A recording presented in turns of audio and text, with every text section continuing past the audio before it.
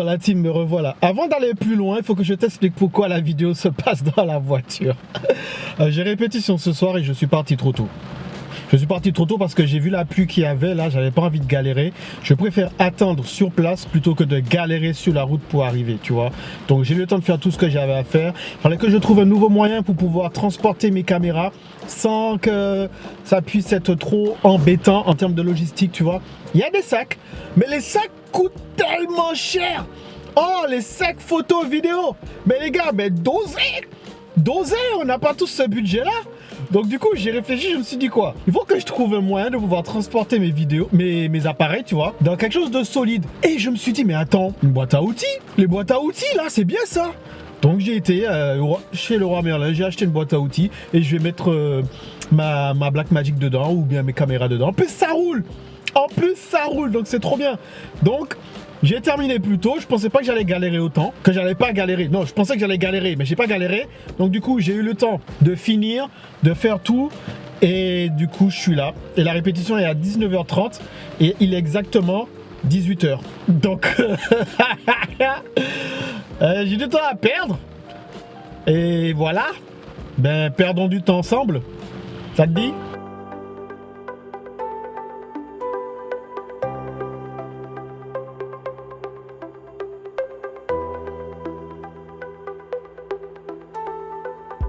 Bon, tout à l'heure, je te disais, il est peut-être temps pour moi d'arrêter YouTube. Je pourrais arrêter YouTube, franchement, je pourrais arrêter YouTube. Mais il faut que je t'explique pourquoi cette pensée-là m'est venue. Déjà, il faut que je te redise un peu ma chaîne, à quoi elle sert. Ma chaîne, c'est une thérapie. J'ai utilisé ma chaîne YouTube comme thérapie. J'extériorisais grâce aux vidéos que je faisais. Et la dernière vidéo que j'ai faite, c'est vraiment la dernière par rapport à cette thérapie-là. Voilà, façon de parler, je suis libéré. Mais vraiment.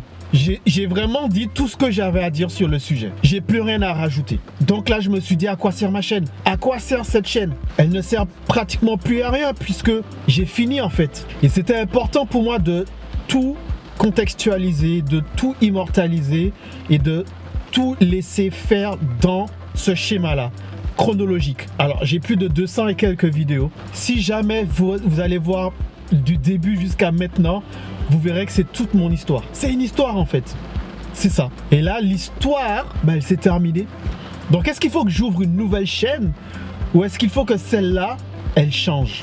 Ou je la laisse mourir et je passe à autre chose? Il y a différentes raisons pour lesquelles j'ai pensé à me dire, il est probable que j'arrête des vidéos YouTube. Déjà, premièrement, qu'est-ce que je vais te proposer d'autre? Qu'est-ce que je vais te proposer d'autre? Ma vie, c'est quoi? J'ai mes enfants, j'ai ma famille, je fais des photos, je fais des vidéos, là où on m'appelle. C'est tout, frérot. C'est tout. Je vais pas te reparler encore de mes boîtiers. J'ai les mêmes boîtiers depuis 2021. Je suis pas le gars qui a des marques, des sponsors, des trucs comme ça, qui change de boîtier tous les 4 semaines ou tous les mois parce que les marques sortent un nouveau boîtier. Ou qui change de marque, de brand juste parce que c'est la trend. Non, j'ai un GH5 depuis 2017, mon Massica Pro depuis 2021, j'ai le Sony A7R III depuis 2021. Qu'est-ce que je change? Allez, j'ai changé 2-3 câbles HDMI, mais c'est tout. Je vois pas de quoi je veux te parler en termes d'équipement.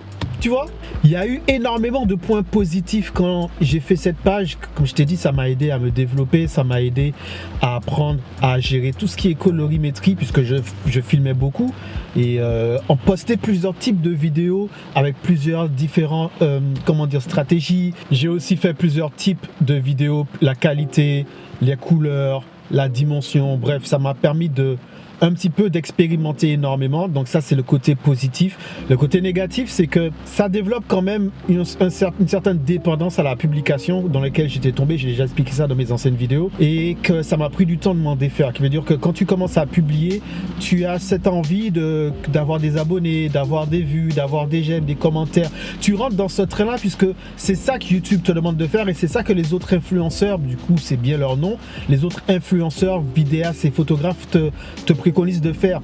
Parce que si eux ils se mettent à filmer et ils t'influencent pas pour que tu fasses de même, tu vas pas acheter les différents accessoires, matériels et autres choses que eux ils doivent mettre en avant. Tu vois le délire? Si tu fais que consommer et ils sont les seuls à créer du contenu vidéo, Qu'est-ce que t'en as à faire qu'il y ait un dernier Sony ou un dernier Panasonic ou un dernier Canon qui est sorti, puisque tu vas pas l'acheter? Tu vois ce que je veux dire? Donc il faut qu'ils créent aussi et qu'ils arrivent à t'influencer pour que tu te lances aussi dans le délire et que tu te lances dans le game.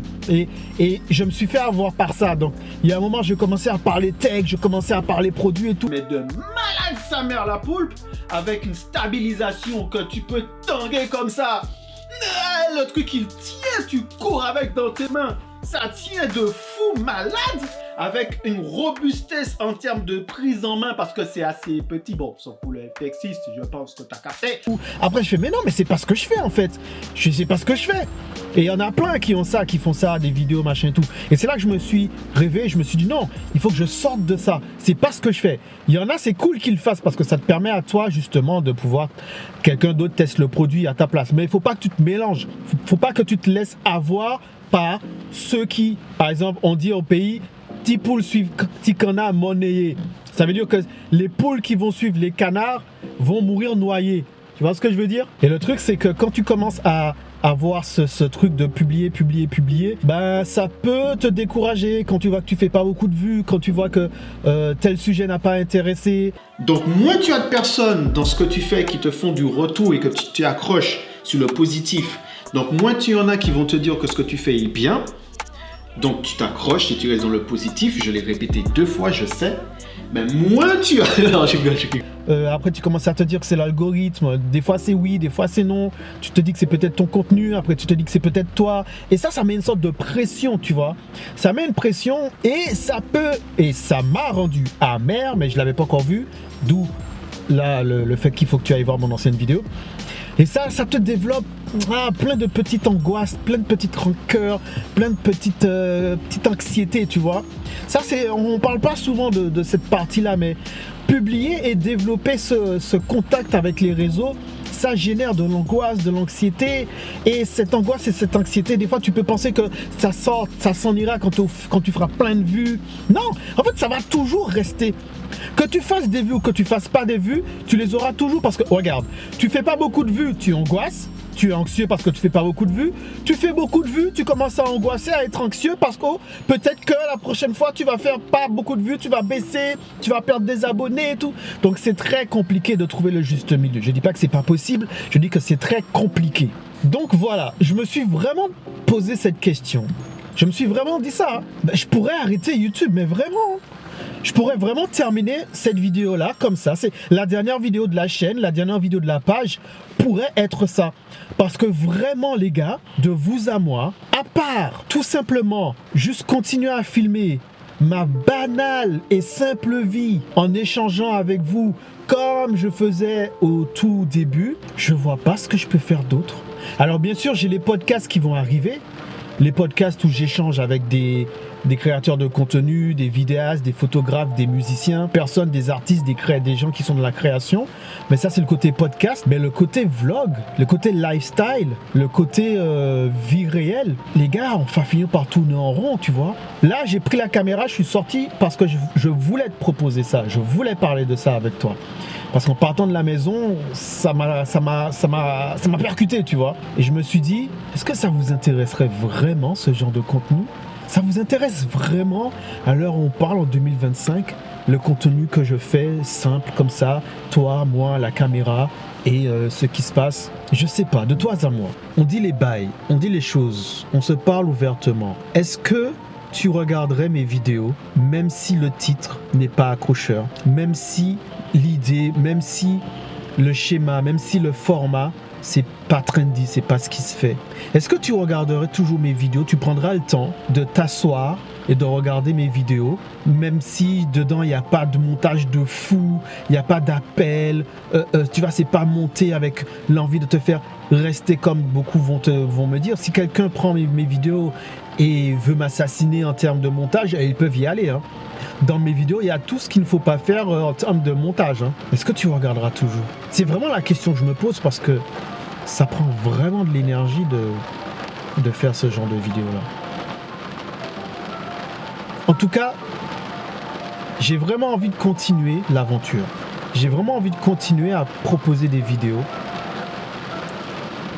Mais je pense que honnêtement, sachant que je me suis vraiment défait du stress de la production, je vais vraiment pas me prendre la tête, les gars.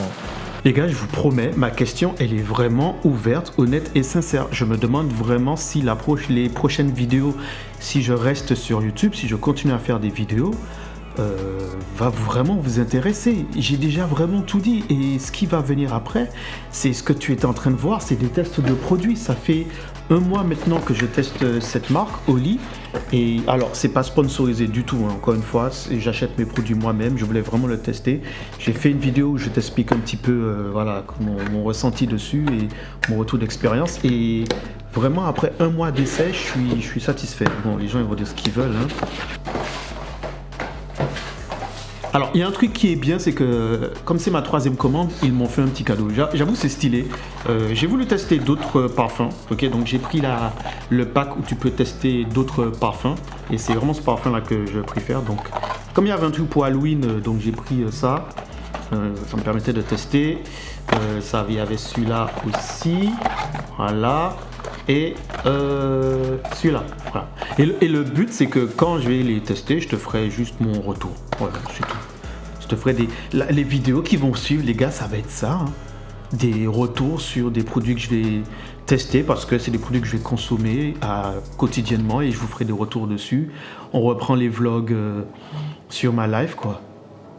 Boring. Mais franchement, Oli, c'était sympa d'avoir fait ça. En plus, il m'a donné un petit truc. Franchement, c'est cool.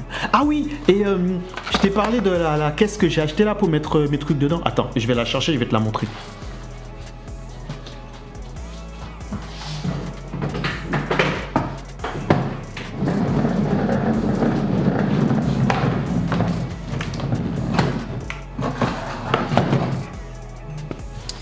On va prendre un peu plus de recul, comme ça tu vas un peu mieux voir. Recul, j'ai dit. Oh, attends, faut que je te déplace parce que si je te laisse là, tu vas rien voir. Déjà, on va enlever ça, on va mettre ça là-bas. T'as vu comment je t'ai rattrapé? Non, mais t'as vu le 6e sens que j'ai? Non! Attends. Oh non! J'ai failli faire tomber pratiquement 1200 € par terre là comme ça là. Et je suis un dingue. Et c'est ce qu'on va faire. Je vais te poser tranquillement. Ok, on va pas faire d'autres problèmes. Je vais te poser là tranquillement. Voilà, là t'es bien. Hein, au sol. Et voilà, je vais pouvoir te présenter la caisse. Alors, c'est une caisse super simple, ok, de chez Stanley. Encore une fois les gars, c'est pas du tout sponsorisé, j'achète mes produits moi-même. Je l'ai acheté moi-même, 40 balles, Stanley, en deux parties. Alors, ouais, je vais te montrer pourquoi je l'aime bien. Attends, t'es prêt? Attends, c'est ici ou pas? Ouais. Oh là là! Ah, c'est pas vrai ça? Tu mets tes cartes SD, tu mets tes batteries, tu mets tes trucs, tes vis, tout ce que tu as besoin de prendre tout de suite, tu vois, quand tu fais un tournage.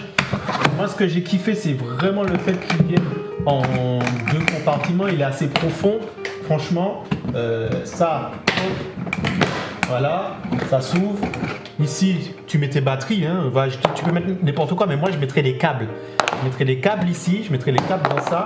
Et ici, là, tu peux avoir... Oh. Voilà. Oui, bien évidemment, je peux prendre la caméra et te montrer, mais ça va tellement plus vite de faire ça. Et ici, tu mets ta caméra. Mais les fonds, je vais doubler les fonds. Je vais mettre de la mousse dans les fonds. Et je vais faire pareil aussi dans celui-là. Je vais mettre pareil dans celui-là. Ok, je vais doubler les fonds. Alors, juste un petit truc qu'il faut que tu saches, c'est que quand il est vide, il a tendance à basculer en arrière. Donc, s'il n'y a rien dedans, tu es en train de le vider. Fais en sorte que quand tu le vides, vide d'abord ou bien enlève les caisses comme je viens de faire. Tu vois, enlève les caisses. Voilà. C'est juste de façon... C'est juste pour la pratique. T'as capté ou pas? Donc, peut-être que quand j'aurai une vraie finition, quand je l'aurai vraiment aménagé, je te ferai un petit retour en vidéo dessus. Boring, hein?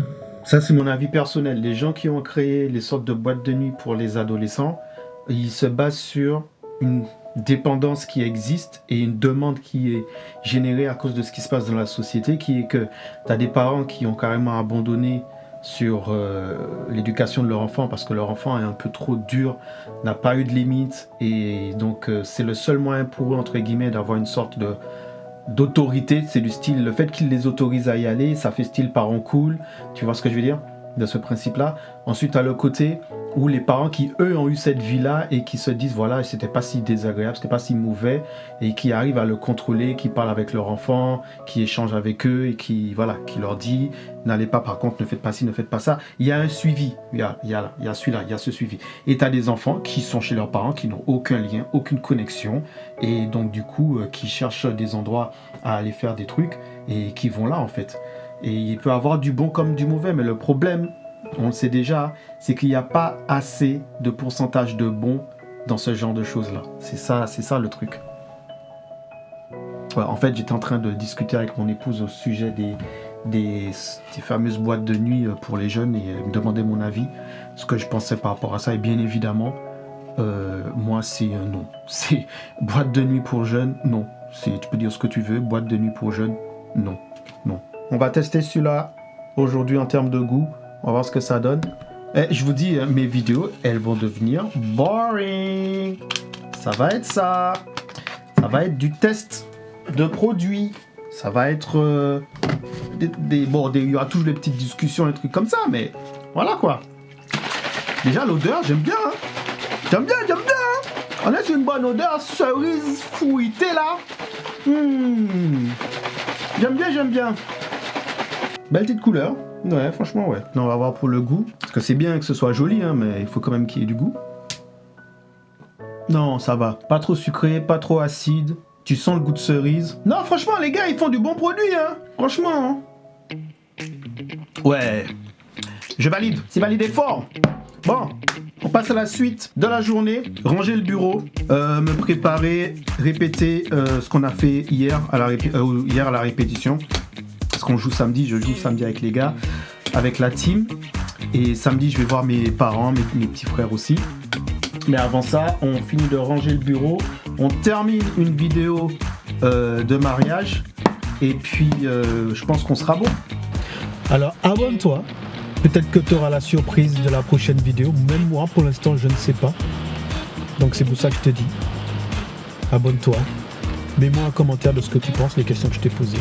Si la première fois que tu es sur cette chaîne et que tu vois ma vidéo, je m'appelle La Montagne Odell. Je fais de la photo et de la vidéo, mais pas que.